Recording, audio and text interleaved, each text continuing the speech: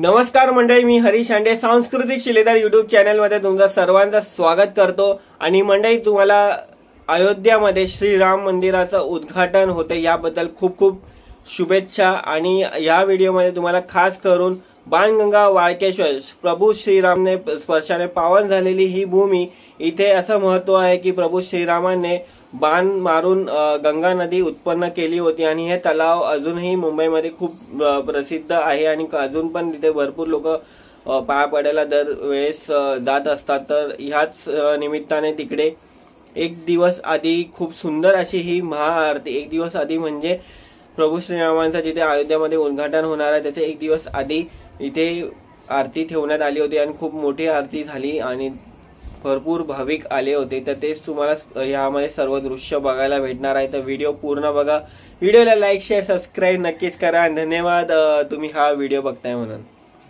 बोला जय श्रीराम आणि कमेंट मध्ये जय श्रीराम लिहायला अजिबात विसरू नका।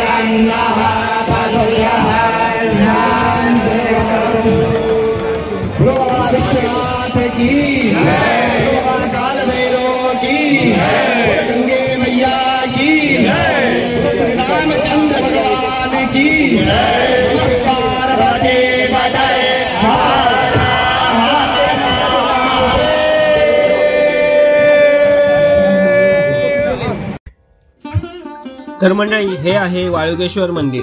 असं मान्यता आहे की द्वापर युगामध्ये जेव्हा प्रभू श्रीराम आणि लक्ष्मण देव सीतामातेचं हरण झाल्यावरती सीतामातेच्या शोधात निघाले होते, तेव्हा ते इथे जाता जाता जेव्हा त्यांना पाणी तहान लागली, तेव्हा तहान लागल्यावरती गंगा नदी इथं बाण मारून श्रीरामांनी उत्पन्न केली होती। तसेच हे जे वाळकेश्वर मंदिर आहे तेव्हा पूजा करण्यासाठी प्रभू श्रीरामांनी वाळूपासून ही पिंड तयार केली होती आणि ही खूप सुंदर अशी ही पिंड वेगळ्या आकाराची तुम्हाला इथे बघायला मिळते।